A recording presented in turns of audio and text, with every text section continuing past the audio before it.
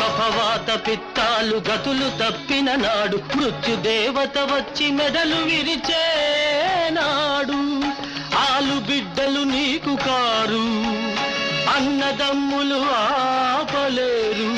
ఐశ్వర్య బలము నిన్నాదు కొనుటకు రాదు. దైవ చింతకు నాడు తావులేనే లేదు. ఎందుకుర నీకింత బాధ జీవా, వెనుకోర కడసారి బోధ.